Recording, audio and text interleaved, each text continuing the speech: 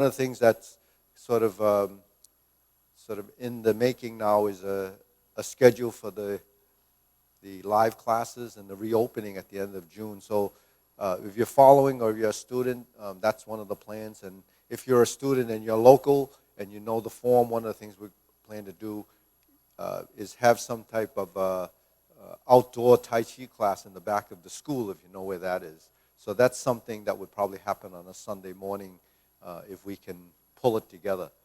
We're doing it on a Sunday mainly because Tuesday, Thursday, Saturday are the days we stream, so that won't interrupt the streaming at all. It'll just be just to get together to see what we're up against when we do open the following the week. So it's something to plan and think about.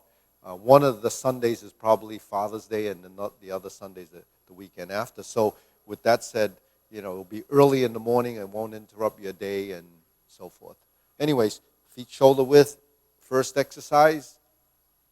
Okay, turning 1, 2, 3, 1, 2, 3, 1, 2, 3, 1, 2, 3, 1, 2, 3, 1, 2, 3, 1, 2, 3, 1, 2, and stop. Okay, to the side. 1, 2, 3.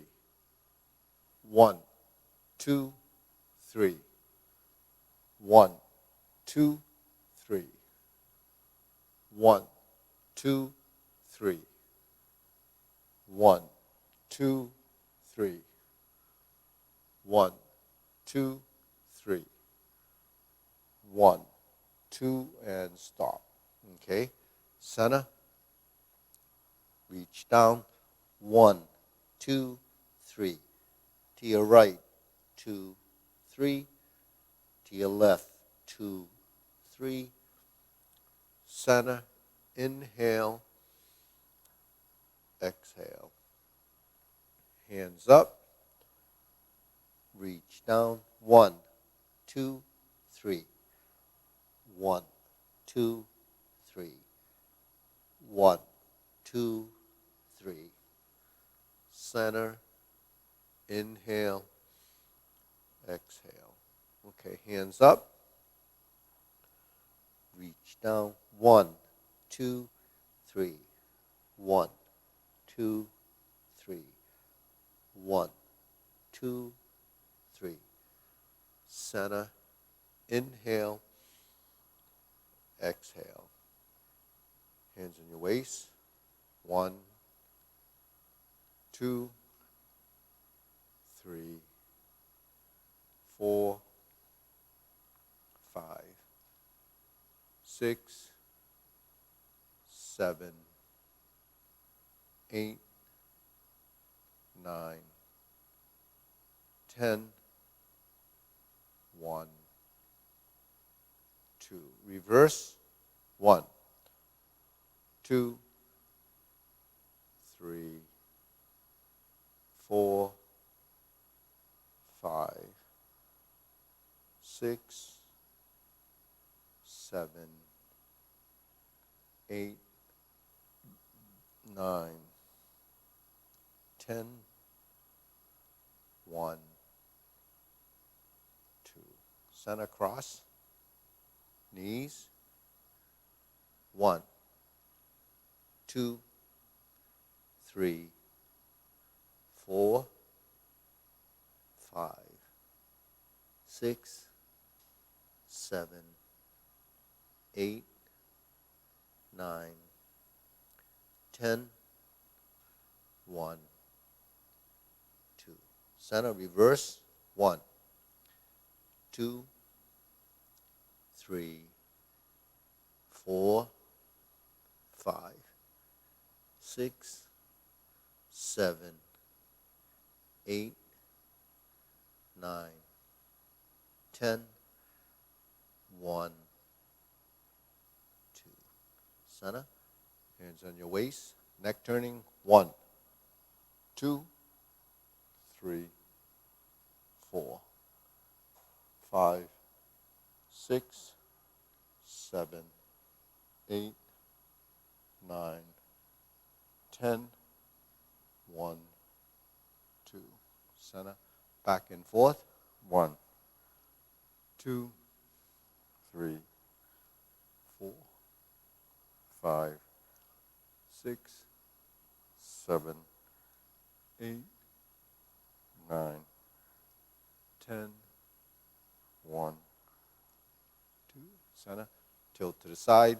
1, 2, 3, 4, 5, 6, 7, 8, 9, 10, 1, 2. Center. Rotating. 1, 2, 3. Reverse. 1, 2, 3. Center. Hands up. Inhale. Exhale. Inhale.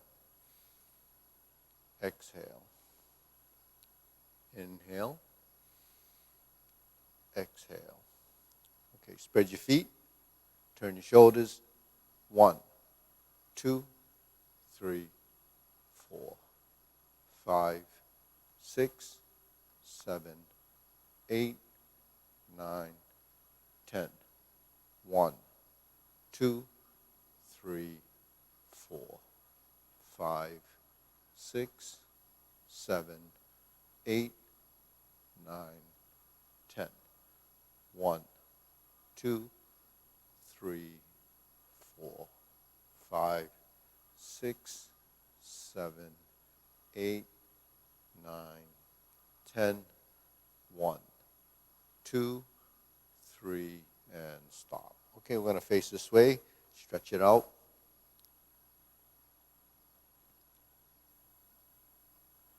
Switch.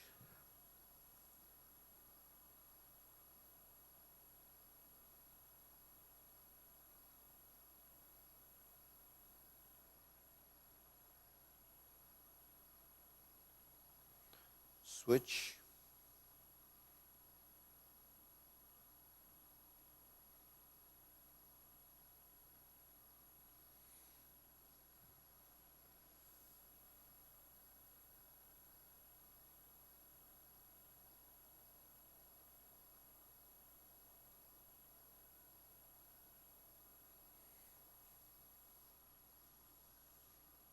Switch.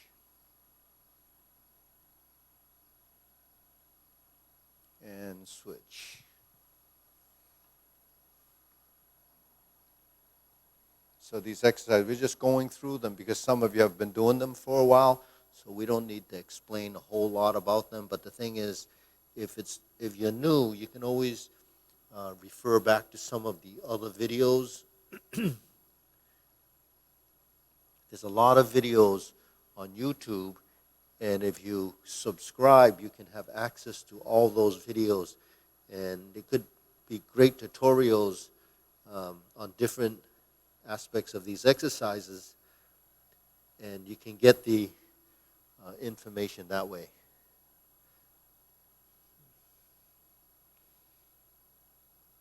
Okay, stretching is actually to increase range of motion and actually to get rid of some of the resistance, tension that you have in your body. A lot of that is part of that defensive mechanism that we talk about. And we just spread the feet. This is to get the inner thigh. This is much more challenging. I wouldn't suggest just spreading your legs like that if you're not used to it. But it's actually something that you have to do over time because going down into some of the deeper stances, you will need to open up your hips and spread the legs. Okay, so this is more going back to what we normally do in a standard class. So getting prepared for classes when you come back, we still have to do some of the stretching.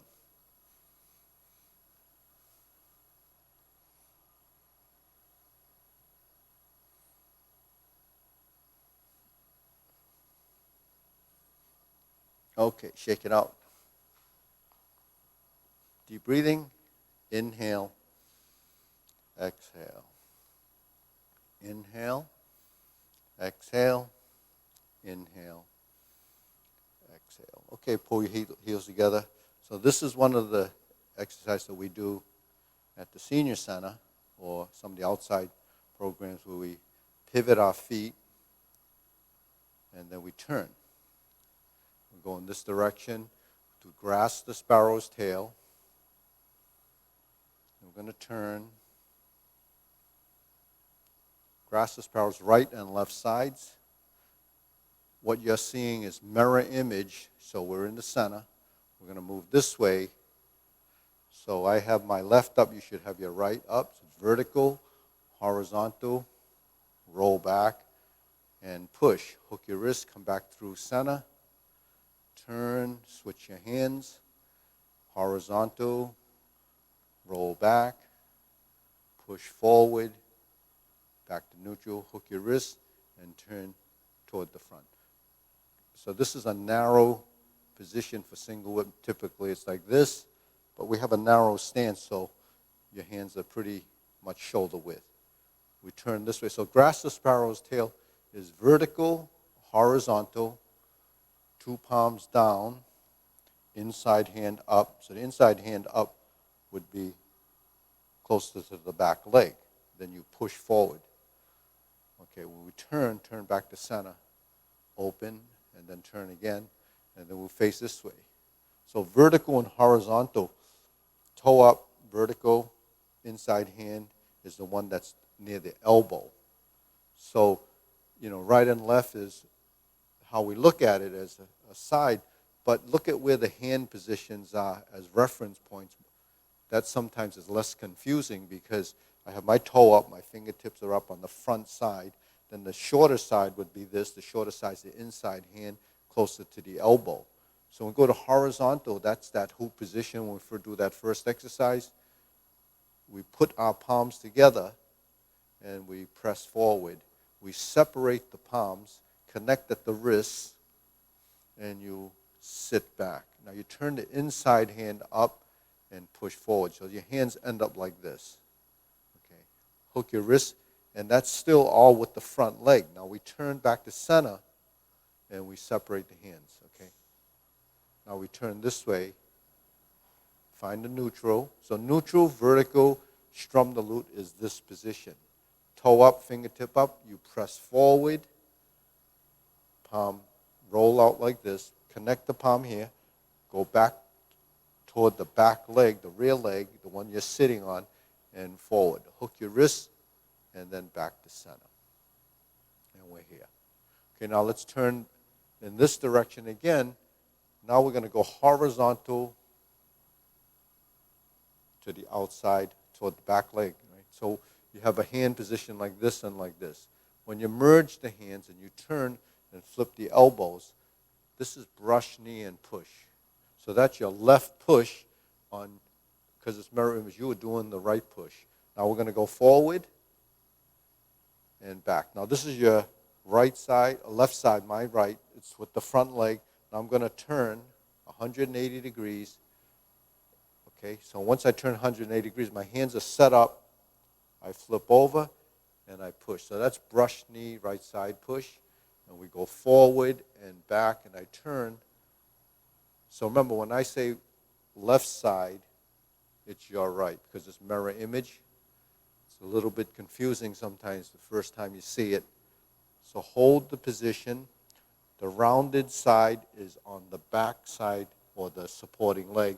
The inside hand goes down and we push. I'm going to do it one more time. We're going to round out. It's with the front leg, and I'm going to turn. My front leg becomes the back leg.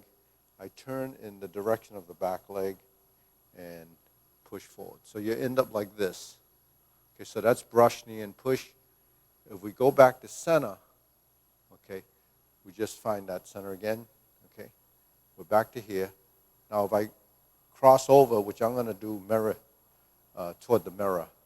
So once we're here, we cross over. 1, 2, find your center, forward, back, turn, lift up. This is Jade Lady Work Shuttle. Cross over, find your vertical, go forward, back, turn, and forward. Cross over, pass through center. 1, 2, you're in the corner. 3, 4, that's vertical to horizontal. Vertical to this position, which is an interim position, to this position, which is Jade Lady Work Shuttle. Now we're going to cross over again. 1, 2, 3, 4, 5, 6. Okay, shake that up. So those are 3 different postures. Grasp the sparrow's tail, brush knee, and Jade Lady Work Shuttle. So what's kind of common in those movements is the vertical elbow, which is vertical elbow typically is this or this. So we'll do the hand movements later. This is hand and leg. So this gives you an idea that vertical and horizontal positions really reference our front leg. Okay, so that's something you should get familiar with. Okay. Now that vertical and horizontal comes in sort of a contrasting position where it's on the opposite side, where this vertical and this horizontal are different. So if I'm shifting from here, there's a vertical and horizontal on the open side. Okay, so that happens in brush knee. And then when we go to the vertical and horizontal again, like in Jade Lady Work Shuttle, then you have this. Okay, so these are some of the target positions that you have. Okay, so Jade Lady Work Shuttle is like this, upper hand with the front leg. On the other side, you have the upper hand with the front leg. So this is the front view without any transition, just showing you the final position. In brush knee, you have a final position like this, where this is the front knee. So the hand that's down is with the front knee. Okay, look at that position. Then we're going to switch. This is the hand that's down with the knee. That's brush knee and push. This is brush knee position. Now the pushing side, it's either right or left. And the right push, or your right push, would be on the opposite side of the front leg, if you can figure that out. Okay. So when we switch feet, it's like that. Okay? So you see there's a different relationship there in contrast to what we would be doing as a push in sort of in the grasp the sparrow's tail. Okay? So the push in grasp the sparrow's tail is off the front leg. The push in the brush knee is off the back leg. So that's kind of important for you to recognize so that when you're doing it, you won't confuse the hands. So those are 3 postures that are important that happen throughout the form. You can just review that by, once this is archived, after this lesson is done, you can actually follow it and kind of review those 3 postures, and that'll actually help you out. Okay, next, we're going to go into this position again, and we're going to shift our weight. Now, shifting the weight is really one of the key things that has to happen when we're working our form, because shifting of the weight is really finding our center. It's a training. The more sensitive and the more aware you are as to how this feels when you have weight on that supporting leg, the more progress you would make when we're starting to, shift within the, framework of the leg work, or within the realm of shifting weight from empty stance to archer stance. And so what is the archer stance? And we'll go over that later on. This is shifting, finding your center. Once you find your center, that's your balance point. Now your hands could be here, just let them hang down. Shift your weight, find your balance point, relax the upper body. You can place your hands here. Now, if you place your hands here, you have to relax the shoulders, and you'll find your center.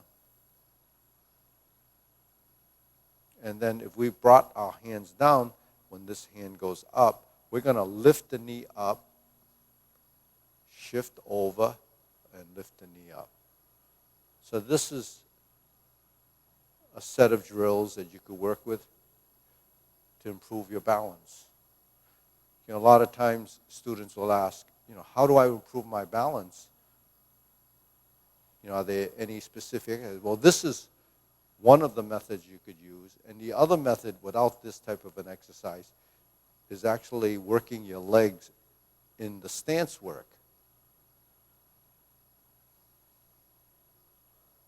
Okay, so that's really a single-legged stance called golden cockerel, stands on one leg.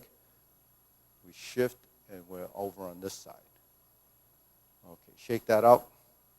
The next thing we do is this, where we alternate the hands, and we actually have this relationship. And I'm going to go backwards again. Once I'm here, without moving the supporting foot, I keep that same rhythm. And then when I kick the foot out, I can actually see it. Actually, this helps you stabilize here, so it doesn't really go behind you like this. So you do have a slight V or a slight action like this. So you see where that is. And the reason for that is because when you do your, say, repulse the monkey and you step back and you do this, you're going to distort your position. So when you go forward and you repulse the monkey, you actually will go a little bit to the outside of your movement. So there's where your shoulder width stance would be. So when we swing the leg, you're really finding that back position. Although not planting that back leg, your hips will actually develop this sort of muscle memory for the rear position.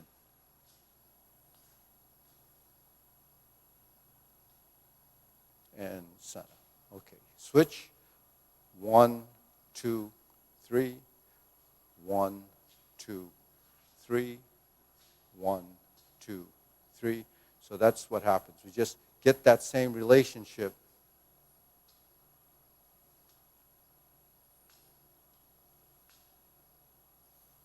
So keep this hip as loose as possible so you can just let it swing. Now this leg is actually working. It's working in a sense that it has to compensate for the body's movement.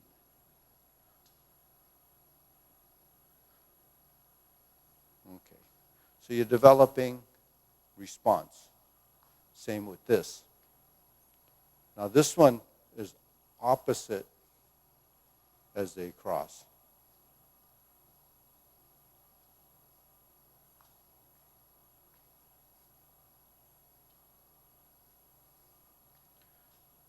Okay, switch.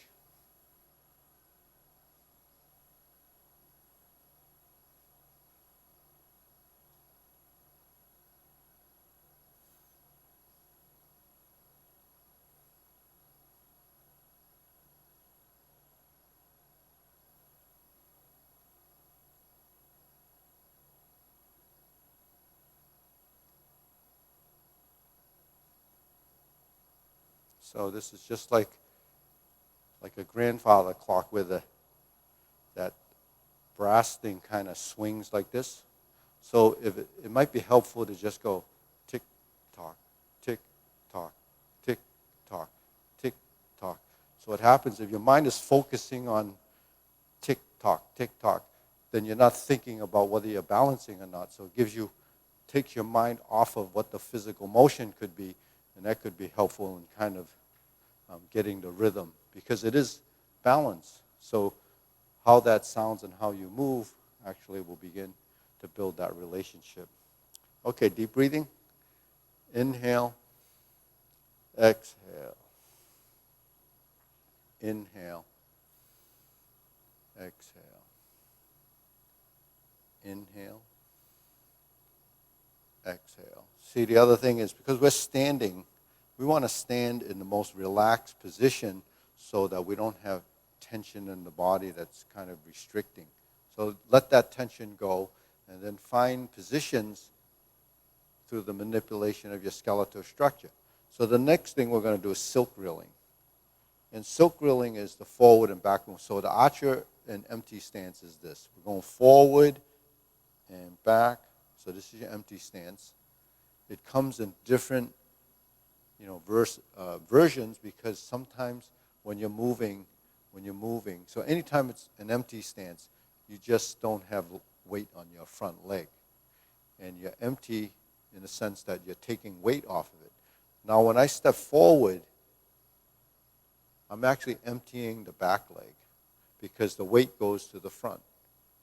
So between the front leg and the back leg, you have this archer stance, and you have the empty stance sitting. So the empty stance is your sitting stance, and your forward is the archer. Now when you go back and forward, you have the hands that reach for positions. Reaching is not a good term to use because it looks like that, but actually it's going to the shoulder. So when you're here and you're here, just let it go. And what keeps you from reaching is coordinating it with the legs. So think of reaching as isolation, trying to grab. Think of a transition as in the legs. So when you shift forward, you're filling the front, but the hands are coordinated with the legs. So it doesn't allow you to become excessive here. It just goes with the flow of the movement. So you go forward, and then you go back. So you contain the motion within the realm of the space.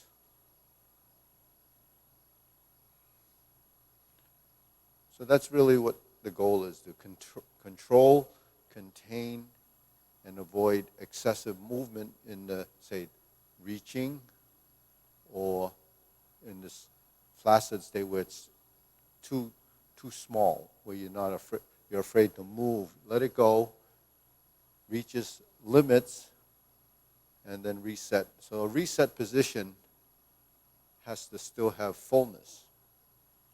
It's 1, 2, 3, 4, and 5.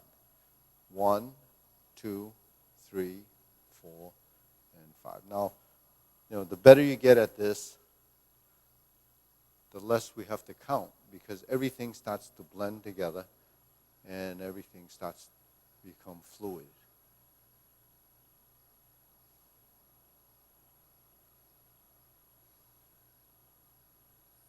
So it's just moving in space. The fluidness comes in filling this vessel. This vessel is this space. It's like water filling a vessel. It doesn't matter what that vessel is shaped like, because water would just fill and conform. So when we're dealing with movement and we're dealing with space, think of yourself standing in this vessel that has different configurations. So when you're moving through it, you're just filling all those little crevices, moving from one point to the next.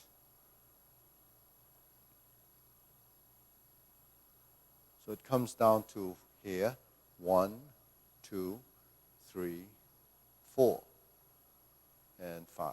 1, 2, 3, 4, and 5. 1, 2, 3, 4, 5. And it just cycles through, and it just blends together. While we have 1, 2, 3, 4, and 5, it eventually just becomes 1.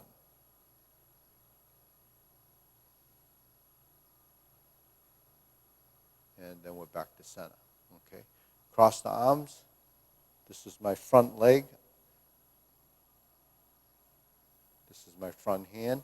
So the front is this. So regardless of what it's right or left, if you just look at the image, look for the front and the forward hand and the side hand. I think it's easier to reference if you're just looking at direction. So I'm coming toward you, that's the front. My leg is in forward position, my weight is in the back leg. Okay, so this is opening and closing. Now switch, forward position again, side position again, cross, open. So try to look at this motion and make the reference points. So my forward hand is on the outside. My forward hand is the long arm. The side arm is the rounded side, it's the shorter side, and I go open and close. Now you look at the forward leg, that's the toe down position, it's the unweighted leg. The back side is the supporting leg. Okay. So eventually you'll be able to pick up the visuals when you watch. You know, a lot of times when you first learn, you don't know what to look at, and you're not sure what you're seeing. So, you know, over time you get more and more familiar, and then the relationship with the visuals, that visual imagery starts to track a lot better. Okay, next we're going to go this way, and I'm going to do the preparation movement. So this is just a vertical lift like this. So this is coming from the legs, from the front upward like this. Okay. In contrast to this, it's coming this way. And then when you sink your elbow, the hands drift towards you. So this is something I think I see a lot of new students confused when they first see this. So when you first track this movement, it's called preparation. You'll begin to understand that the direction of the hands and the direction of the circle is from the bottom out, from the top back. Okay, now once I do a few more of these, I'm going to go into the standing meditation or the stillness movements, and we're going to go from here in a second. A couple of more. I'll drop your knees.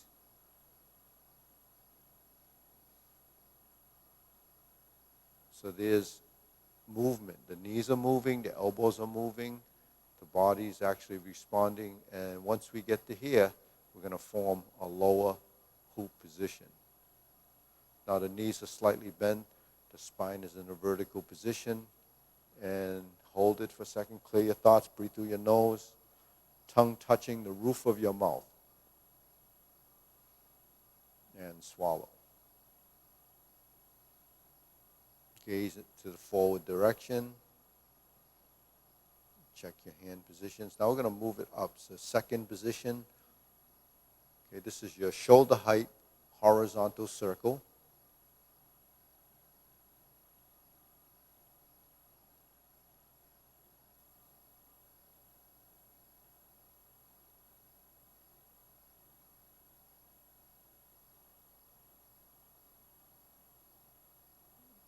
Okay, now we're going to drop the elbows and find this position. Knees are still slightly bent. Tailbone is vertical, not tucked underneath like you would do in some of the other practices that people do. A lot of people stand in positions and tuck their hip. In Tai Chi, you shouldn't tuck your hip. You should just kind of sit into it so the hips are fairly relaxed.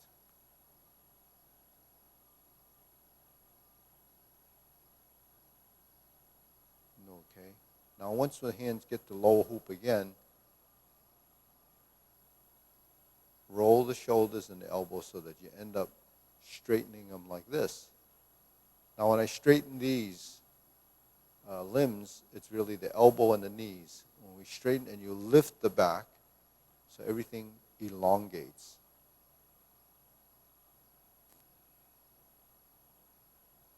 So the palms are facing down, the neck is relaxed, chin is tucked in slightly, and relaxing the neck kind of allows the neck to center as the best you can, right? and then extend. So, our bodies are not always perfectly the same size on both sides. So you have to just go into a position. Sometimes there's not always a symmetric body. It could be asymmetric. So when you get into a position, one arm might be longer than the other, one hand might be bigger than the other, one foot could be bigger than the other. That's something that's part of your anatomy. So just find the position that allows your body to align the best to your ability. Now, when I look in the mirror, for some reason, I think my right arm is a little longer than my left. And it probably is. I definitely know my right hand is bigger than my left. Okay, deep breathing. Exhale, inhale. Exhale, inhale. Inhale, exhale. So some of the asymmetric positions, especially your hands or one side, are bigger on one side if you use it more. If you use it more because it develops more, maybe thicker or more, doesn't get more muscle fibers, but they can get a little bit thicker because it needs more nutrients and oxygen because you're using that side more. So your body kind of adapts. All right, inhale, exhale. Inhale, exhale. Inhale, exhale. Okay, so we just did a set of warm exercises that led us into some of the posture training. And the posture training are the pieces that are in the form. So when we're here, this is diagonal flying, okay? And you say, well, this is almost like silk reeling. So silk reeling is a continuity exercise. This is more finding that final position, and it's a position that happens near the beginning of the form. Part the horse's mane appears to be identical, but that shows up near the end of the form. Okay, so diagonal flying could be right side, and it happens on the left side as well. This is your left side. In fact, you do more lefts than you do rights with diagonal flying. And part the horse's mane is done on both sides as well. So here, this is diagonal flying. It's a slant diagonal. It's on the diagonal. So where's the diagonal? It's this line. So movements really are directional. This is slanting diagonally, okay? Then we go to center, and this is cloud hands. This is right to left. So that's what I mean by directional. Directional means that it's either right to left, forward and back, up and down, or slanted. So slanted are the diagonals, and they're terms just to reference what that movement's going to be doing. Okay, so this is cloud hands. If we shift to the direction that the arm is going, if I go in this direction, my weight will eventually go there. If I go in this direction, my weight will eventually go there. If I go in this direction and then I want to continue in that direction, I have to bring it back and then step out, balance, shift the weight. So I transition from this side to this side, from this side to this side. So if I go this way, what are my options? I can step out. I can switch and move this foot. So you always move the unweighted foot. So the cloud hand movements actually is a good exercise to take you through your center and learn to transition from one side to the other. Okay. So one mistake you would have in shifting of the weight is to move here and not bring the weight there, and then you wouldn't have the ability to move this leg. So you have to learn to shift first and then move. Now the other thing you don't want to do is while the weight is here, just kind of shift here.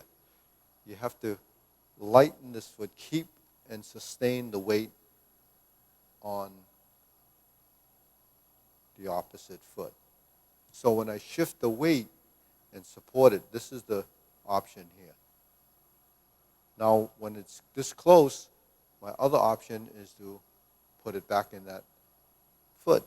So you see 1, 2, 3, 4. Now we're standing a shoulder width stance, and you turn your shoulders, and your consciousness goes to the sole of your feet.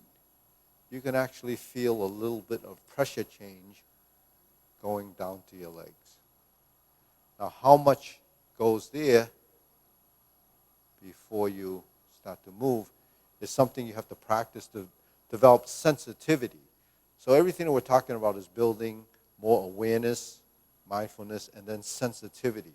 That sensitivity is really feedback because your system has responses from the nerves and the nerves that respond and feed back what information it's taken in as information to direct your body to know what it should be doing next. So that actually all happens up here. It's a gradual process, but it is a process because without that process, you wouldn't be able to improve and you wouldn't know what to do next. So that's why cloud hands and some of the stepping that we're doing is so important. Now next we're here. Lower hoop, middle hoop, there's an upper hoop. But here we're just going to go passing through to here, and then all the way up to here and turn the palms out. Okay, stork flap swings, that's this. So when we're here, carry tiger to the mountain, cross the hands, and then lower hoop. So we go all the way up to carry tiger to the mountain. We have the upper hoop, we have the cross hand position, and we have the lower. Okay.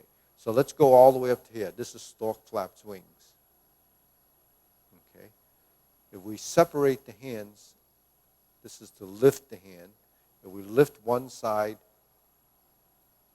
or the other, we always have an upper hand. So this is your upper hand. If we bend from the waist and rotate toward the lower hand, that's stork flap swings. If we raise this hand, we have this position, and we turn, we have stork flap swings on this side. So you have a right and left stork flap swings, and it stems off of this. So this is your final position. Okay. Once your hand is here, you bend. So it's stork flap swings, right and left. This is raise the hand. This is raise the hand. And then the drills, later on, we're going to do raising the hand like this. So this is an exercise to increase range of motion. This raise the hand is the posture. But raising the hand is really a transition because it comes from diagonal flying, step up, and raise the hand, stork flap swings. So they go hand in hand.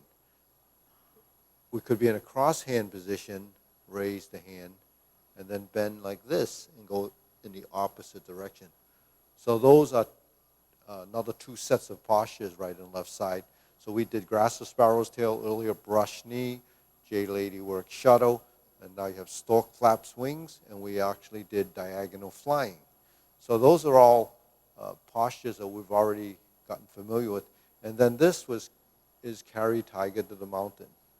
Then we get to the center position, we're going to do infinity sign. Infinity sign is divert and block. Divert and block is moving the hands in and out. It's an infinity sign. It's a figure eight on its side. The shoulder, elbow, and the wrists are involved in this movement, and it goes right and left and right. So it's just a cycle. Next, we have form the fist. and punch. Form the fist is really creating a fist position, but you're also making this maneuver, working your wrist, working your elbow, allowing your shoulder to be part of the motion, and it's really combined together with divert, block, and punch. We don't do it on this side. It really happens where the left does the diverting and blocking and the right does the punch. Okay. Now, if you were to do it on this side, and usually teachers or instructors do it on the left side as the left side punch as the mirror image. But because we don't have it on the left side as a punch, we do it as a drill where we can just balance the motion. Okay? Now we're going to pull the hands up, and vertical elbow shows up again, and that's this.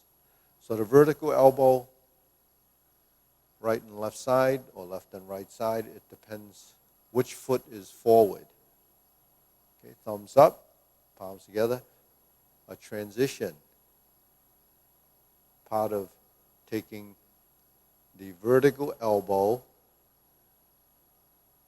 to the horizontal elbow, a change to the left. Horizontal, alternate the shoulders as a dropping of the elbow, a change, and you're on the right. Okay, so when we switch,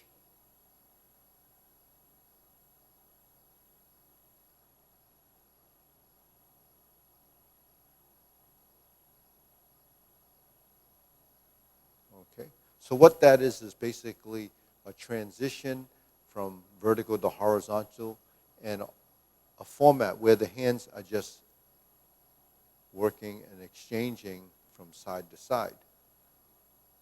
And transitionally, you have this movement in the beginning when you move to the right, or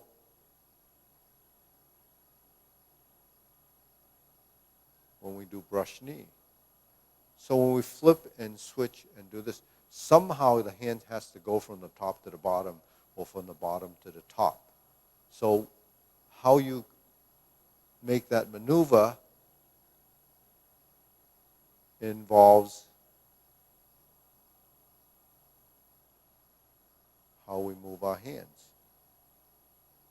and elbows and shoulders. Okay, so because that's the only way we can actually create the motion sort of systematically and sequentially as a motion, then it sets up your limbs to create the most efficient way of moving.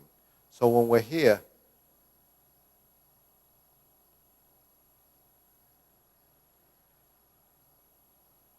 that's brush knee without all those transitions.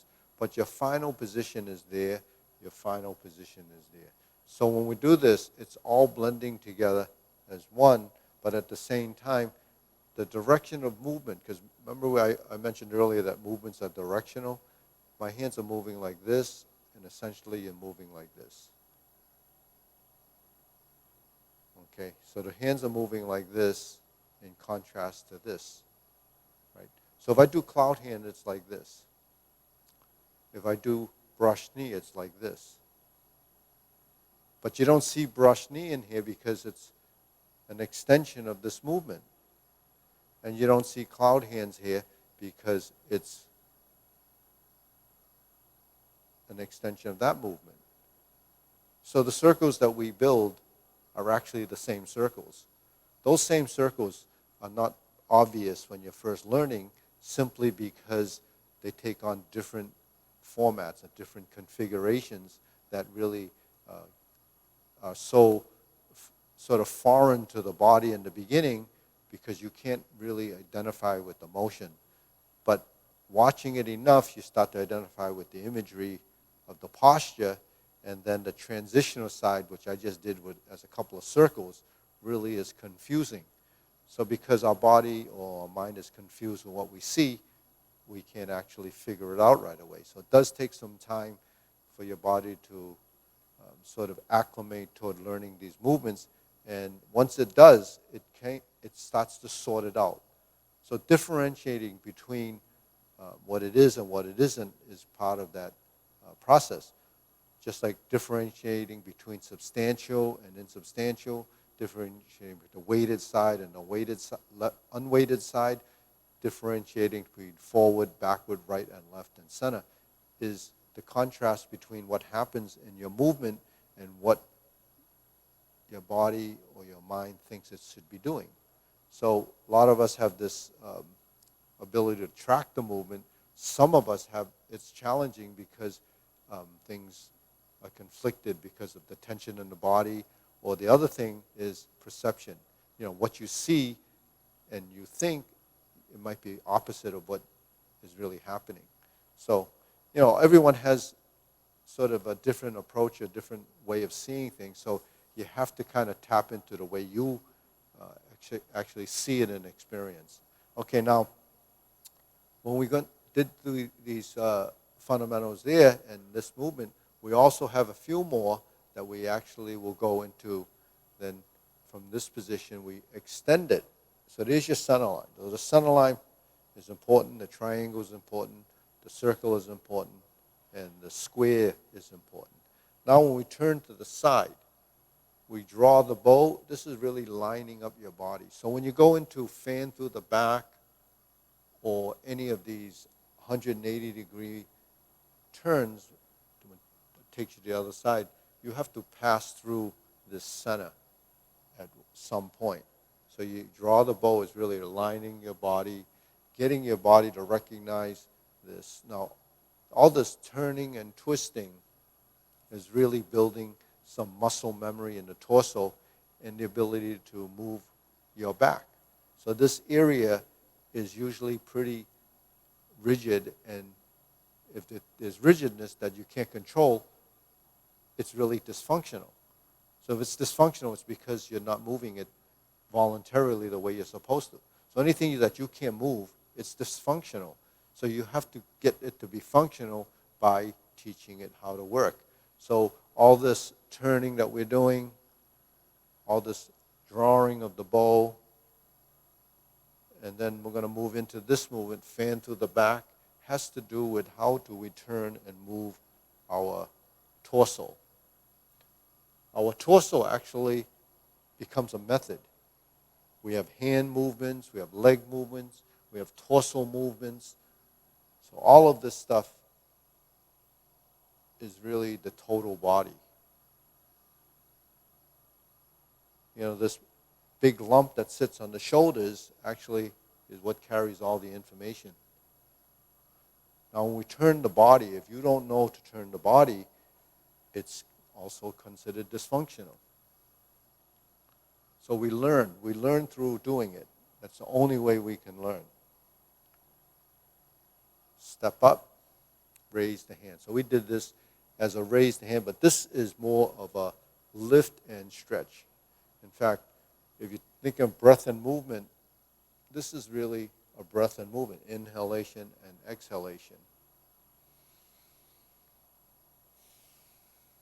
Exhale, inhale, exhale, inhale,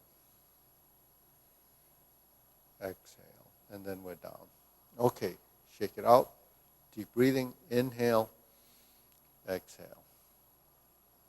Inhale, exhale.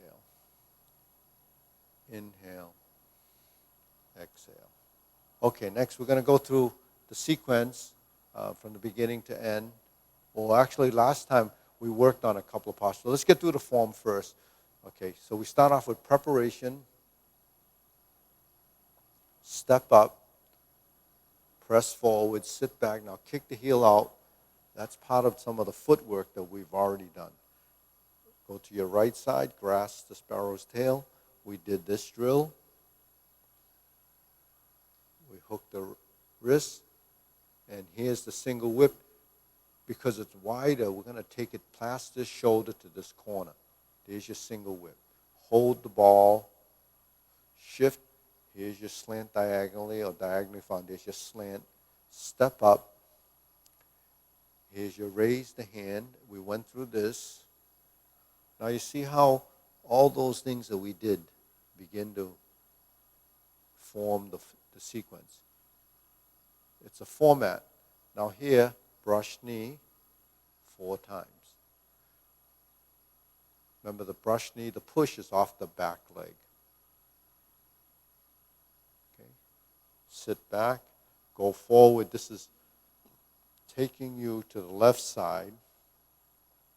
Turn, flip off the back leg. This is your left push.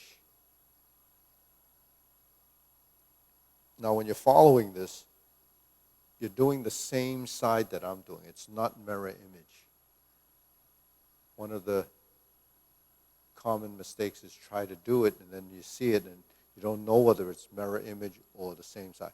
So following the form is always the same side. Form the fist and punch. Divert, block, and punch. Cross the arms, leopard and tiger springs to mountain. Okay, now we're going to go to neutral. Turn, lower the hands, slice out. Now we're going to fist under elbow. You go to neutral, horizontal, left side, palms together, straighten the back foot. This is repulse the monkey. So we go backwards 3 times. And we go forward again. So vertical and horizontal, that's a setup, and it kind of prepares you for the next series of postures. So there's vertical with the horizontal. So it's the same, almost the same as brush knee. The only difference is one's going backwards, one's going forward. So the push is still on the back side. So it's from the back leg. Okay. Once you get to here, this becomes a right side, and you can just do this to hold the ball. You turn out, step up, and here's diagonal flying again. Then we sit back, lift the knee, insert needle,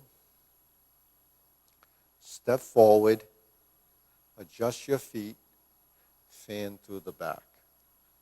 Okay, turn, drop your elbow, keep your elbow on the vertical line. So every time the elbow's in the down position, it's vertical. Now vertical forward though. And then this hand goes by the elbow. Invert the hand, comes in through the center. Okay, so the left hand is on the outside, and you create a back fist. So I just do that one more time. The elbow goes vertical, and you stroke down. You invert the hand, and you sit back. You turn, and you spread the hands. So you have one inside, one outside. You see that? And then you go over the top, and it goes down. I'm going to do it one more time. I'm going to keep it flowing. So we're here. 1, 2, 3, 4. Now we form the fist, pass through center to neutral, then we exchange. Punch. 1, 2, 3. Cross the arms. Leopard and tiger springs to mountain. Okay, so that's down, turn, lower hoop, upper hoop, palms out. Square the feet, cross the forearms, raise the left hand, that was the outside hand, bend from the waist, and the other hand goes up. This is your left side stork flap swing. So we're going to toe heel pivot to the left side, grasp the sparrow's tail. Then you hook your wrist, then we turn toward the direction we should be, and that's the back side, opposite the mirror, single whip. Hold the ball, flip it over, adjust the feet, diagonal flying. Okay? That's a diagonal flying left side again. Then we switch to here. This is followed by 2 part the horse's mane. So that sometimes is confusing. After the diagonal flying, which looks almost like part the horse's mane, you do it twice on this back side. So it appears that you have two, either part the horse's mane or two diagonal flyings. So you have one of each. Now we're going to step through. We're going to do one more part the horse's mane. Go to neutral, stroke down, hold the ball, and this finishes part the horse's mane. Now because we're here, let's go toward the upper hand. Fingertips are going that way. 1, 2. Jade Lady work shuttle. Okay, take the upper hand. Let's go in that direction. Find your neutral. Jade Lady work shuttle. We did it earlier with just the right and left with a 180-degree turn, and we also did it, well, actually we did it with the cross step, sorry. And then we're back to single width. Then we're down here, cloud hands.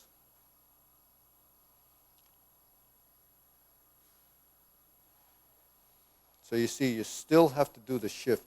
The difference is that we're pivoting our feet here, and we hold the ball, reverse the ball, diagonal flying, and then we close the form.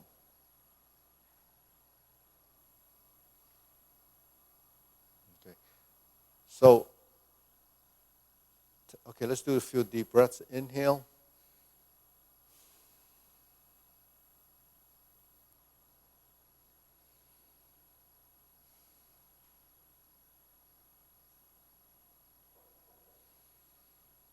So what are some of the unique things in Tai Chi? One of the unique things is we build hands and leg movements. We build coordination. We move as synchronized as we can. That's one of the major goals. And then we do a lot of balancing movements. And then we really heighten the awareness of body position and weight shifting. So that's very unique. And then another unique characteristic is the slowness of your movements. We do movements slowly because it heightens your sensitivity and awareness of position. Because if you do things fast, the tendency is to rush and to lose sort of what's going on in between. So if you only go from point A to point B and you don't know what's going on during that transition, then what ends up happening is you lose sight of that. So doing things slowly, especially shifting your weight and then finding it, you develop an awareness and sensitivity of what actually is going on to get there. So what's going on? You have to relax, you have to let go, you have to allow the joints to be maneuvered and manipulated, you have to keep a vertical spine, or you try not to tilt, you try not to do all these different things. So you have to really track everything from top to bottom. That's a unique thing about Tai Chi as well, because we're involved with total body motion, not just stillness in position. So all of that has to happen, and that really builds tremendous control, and you can probably develop things that you never ever experienced before or even know that you could do. All right, so that's that. Now we're going to do a little repulse the monkey first, okay? So we're here. We're going to be, so like I said, this is like brush knee, right? So let's do the brush knee movement or the repulse the monkey movement. So this looks like repulse the monkey.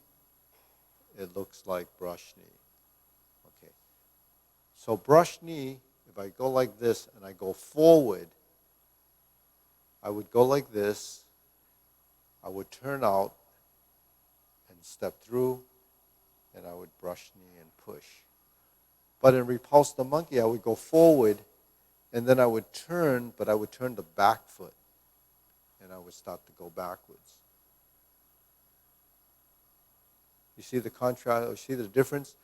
You're going forward, I continue forward, then I brush knee. If I go forward and I turn, it's turning and straightening the back knee. I pass through center, and I do the right side push. If I go to the left side, and I straighten the back leg, I reverse. So what we're doing is alternating side to side. If I go forward and I turn, I straighten the back leg. do the same hand movements. Okay. If I go forward and I turn out on the front side, I'm going to end up doing a brush knee.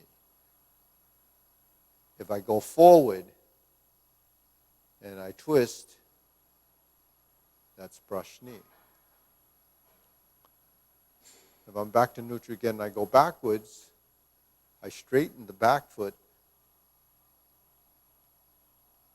and repulse the monkey.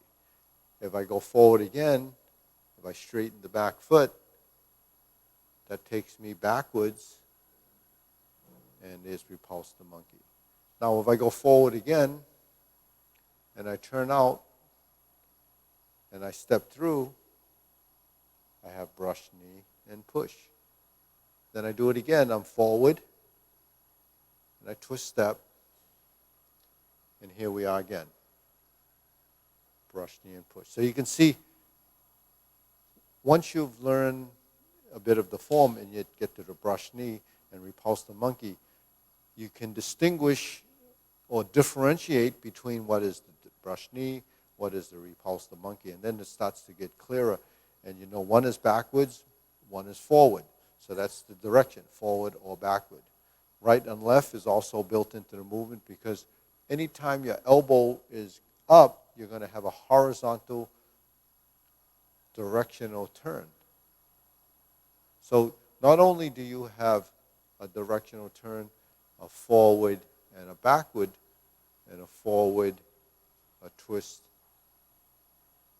and a horizontal right to left movement, you have dimensional change, but at the same time, you have your right and your left, you have your forward and your back. And then what's in between is the balance. That's called central equilibrium. Central equilibrium is the balance point. So you have 5 direction of motion, or 5 positions: forward, back, right, left, and center. So those 3 things are conceptual, right? So when you do that, you have to understand that's what happens. Okay, so Lucian, did that light pop? Did it go out? Did it blow? Oh. Okay, so here we go, deep breathing.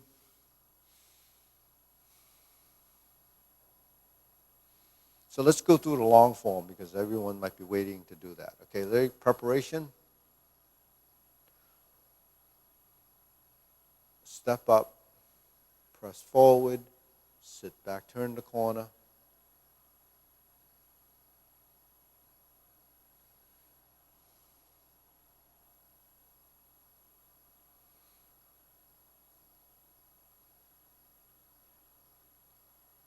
So once you've finished the Tai Chi Paradigm and you've memorized it and you have the ability to begin to refine the form, then it's a good time to start to build more sequence and build more postures. And this is what 108 movement form does.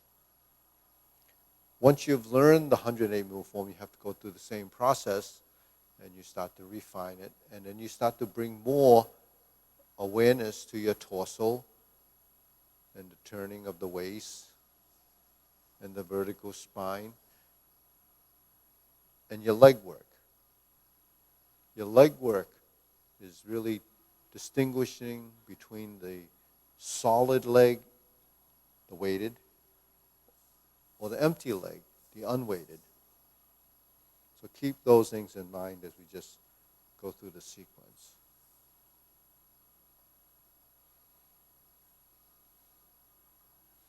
Your form has to empty and it has to enter what we call the subconscious behavior. So you have to get it into the long-term memory.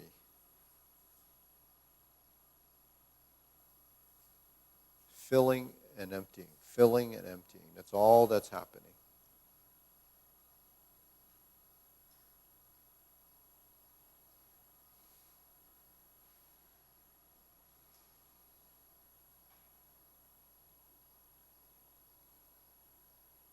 Soften the feet, lighten the steps, touch down.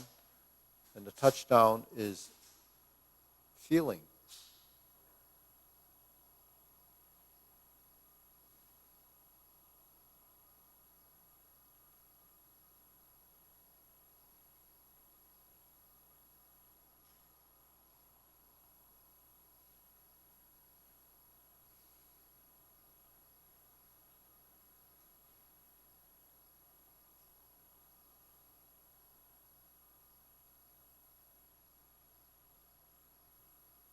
So this would be fist on the elbow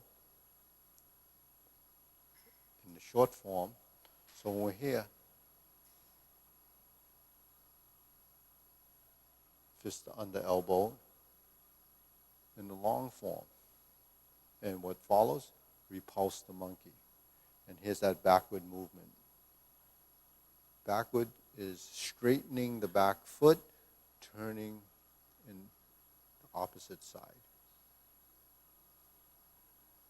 So once you build that into your system, you'll be able to just run through the motions and everything starts to connect. Now we're going to go to vertical right and lower the hands. Carry tiger to the mountain, and we lift up the knee and we open the stance and then go down. 1, 2, 3, 4. That's vertical to horizontal, and here's your slant diagonally again, and we repeat. This is exactly what we're doing in the beginning. Stork flaps wings, except now we're going to do a brush knee. And then an insert needle. We're already familiar with this. And fan through the back. Okay, next, parry and punch. Same parry and punch. Different divert, block, and punch. We step backwards. Stepping up is a footwork, and then grasp the sparrow's tail. So that's a leg work. It's really lower half or leg methods. Now we're going to hold the ball, and we're going to do a set of cloud hands. Shift the weight, control lower half. So this is where we're differentiating substantial, and substantial is that happens throughout, but the thing is, there's a lot of shifting in this series of movements, so you have to adjust and then open the stance. So that's usually 3 sets, but I have a little space restraints because of the camera. So then this is your kicks, and you fold your elbow and you kick. And then we're back to here. Cross, open, fold your elbows, and kick. Now we're going to do the heel kick. And then this is a heel kick. So the heel kick is using the sole of your foot. So when we kick, we push out with the heel. And then we go back to center. The other 2 were toe kicks. And then these 2 are brush knee. Typical brush knee, right and left. The next one is the planting punch. We step up as if doing a brush knee. We plant. Now this goes to here, and then it does this. Later on, so to just show you the difference, we do the punch down the crotch. So this one is more of a punch. This one is more like the hammer fist when we do it in the turn, so it's more coming from the elbow. So you can see from the camera that we're just doing that. Okay, then we're going to step up. Well, actually, we're going to turn and back fist. Okay, so we're here. 1, 2, 3. So use the same back fist motion, and then we step up to do beat the tiger. Fold the elbows, open, flip, fold. Okay, this is opening, and then we're going to cross behind We're in this position. Open the stance. Prepare for the beat the tiger. If we were to close the hands, it would look like this. Stroke down. We close the hands. It looks like this. So the arm position is essentially the same on right and left. Now we open, lower hoop, cross the hands, level the shoulders, open. 2 punches to the ear, right in front of the temples. It's a double hoop position. Put the left hand on top, flip the hands over, fold again, parting legs. Now you're going to go toe, heel, heel, toe, and flip the hands over. Bring the left hand on top, fold the elbows, lift the elbows, lift the knee, open, stroke down, invert the hand. This is parry and punch again. So stroke down again. I'm going to do it again. 1, 2, 3. Let's do that again. 1, 2, 3. Form the fist and punch. Okay, so here, let's do that again. Parry and punch.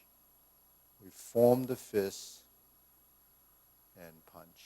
So we have a step up, divert, block, and punch.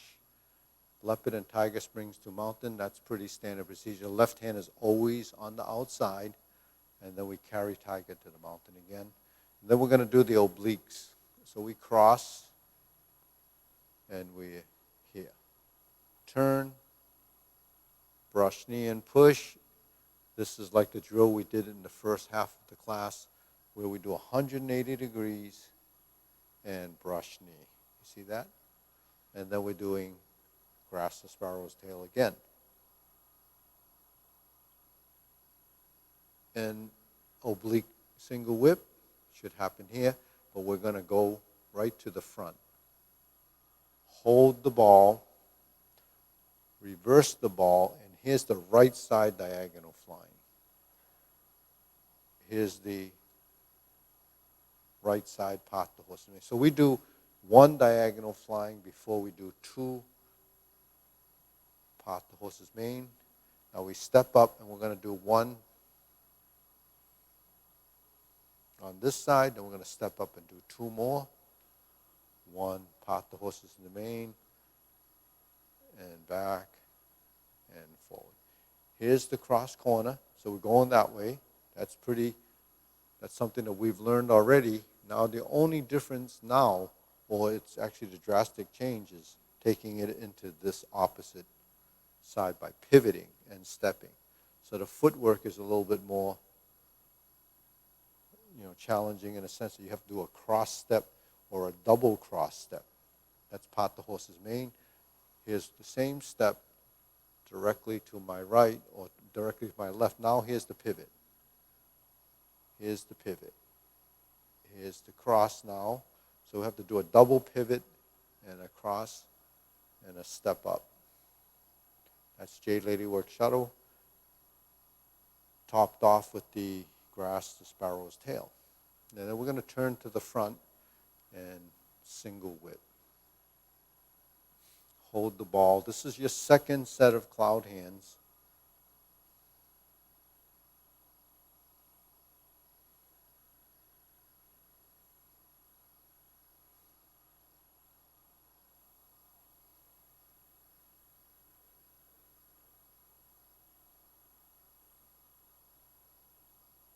And we're back to single whip. Okay, hold that position because I'm going to just move over here so we can do the downward posture. Okay, so from here, we're going to turn. We can do a pivot like this if you'd like, and then go to neutral first, and then step out. So there's your cover. Here's your snake sticks out tongue. Flip the hands, sink the elbow and relax the shoulders. So there's a up and down, a flip over. Flip, open the back leg, pull down, go as deep as you can, step up, cross the hand, lift the knee, and golden cockerel. So this is horizontal, this is up like this. You're twisting away slightly. This is kick and poke, and then turn away slightly with the upper hand.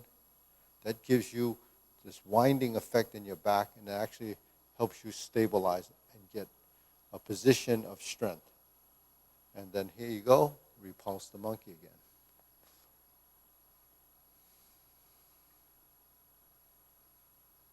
This is repulse the monkey 3 times. And we're going to do carry tiger to the mountain. Cross leg, upper hoop. Okay, now we're going to lift this leg, bring it around, step down, and then hold the ball. So you know this is the repeat again. Step up, press forward, step up, raise the hand, bend from the waist, stork flaps wings.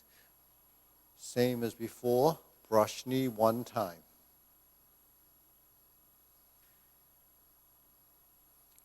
Lift, insert the needle. Stand, step up, fan through the back, turn, stroke down, invert the hand, parry and punch, step forward, this is stepping forward, and punch. Divert, block, and punch. Step up again, grasp the sparrow's ear. That's footwork.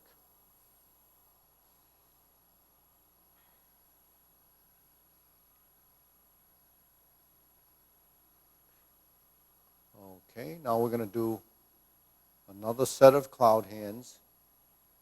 And we set up like this, and then we move through.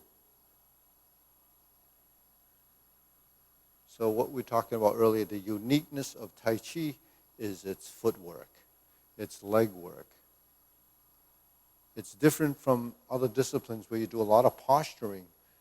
The thing is, when we're in a posture, we're passing through, so we're building transitions. Because one of the important things is movement and functionality. Okay, palm strikes face. Turn.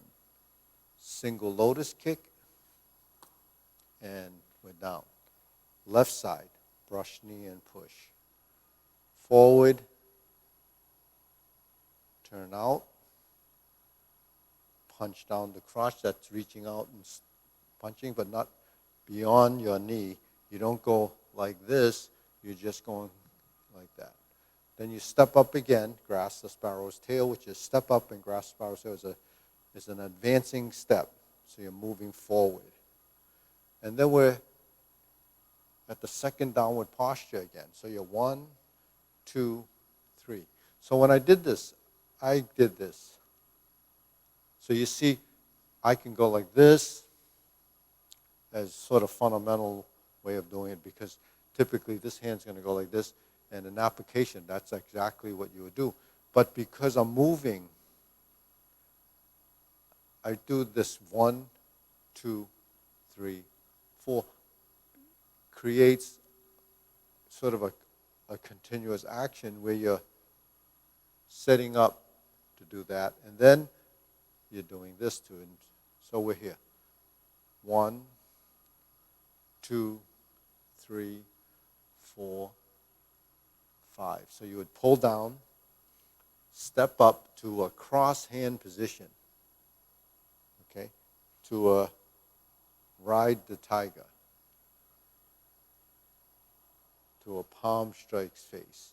Then we turn to a double lotus kick, and then draw bow to shoot tiger. Here's your center line. Here's your palm strikes face again, and here's your palm strikes face.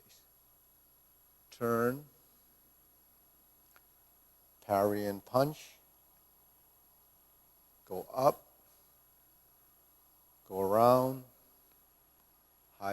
horse, go to center, grasp the sparrow's tail.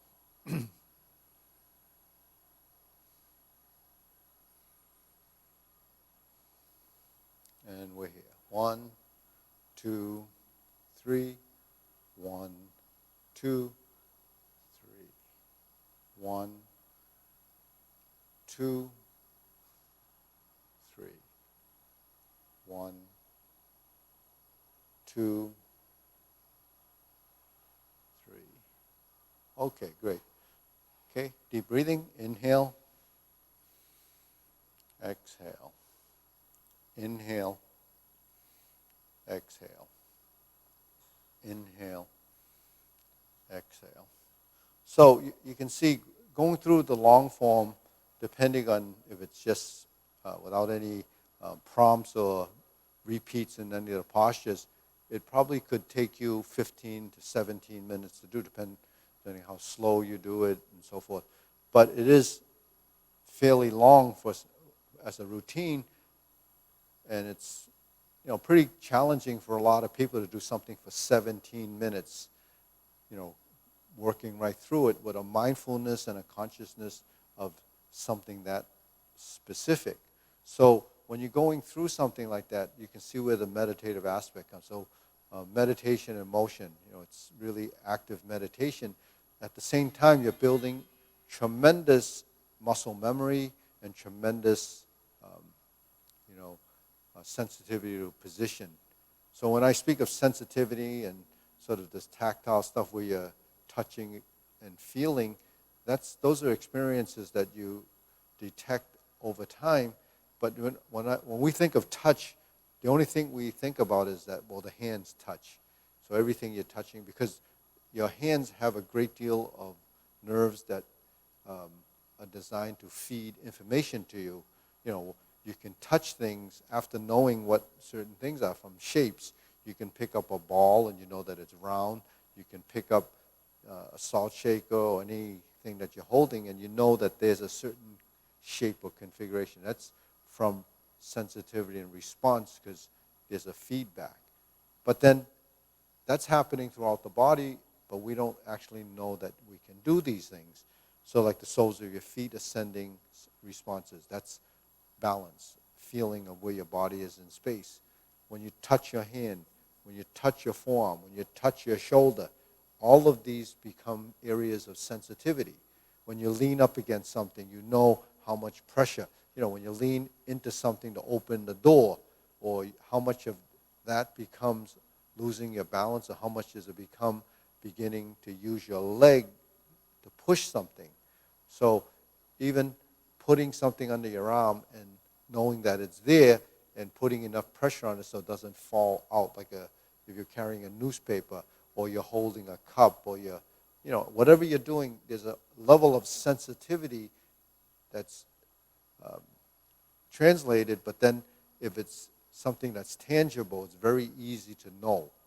When you're doing movement in space and you're not sure how much, this is actually a heightened level of awareness. This heightened level of awareness is a big difference, and it's also a big benefit by learning things in this virtual way, because now you're really feeling like when you move it out like this, or you're moving, it's like feeling the air currents in space. Like if there's wind or there's water, you can tell.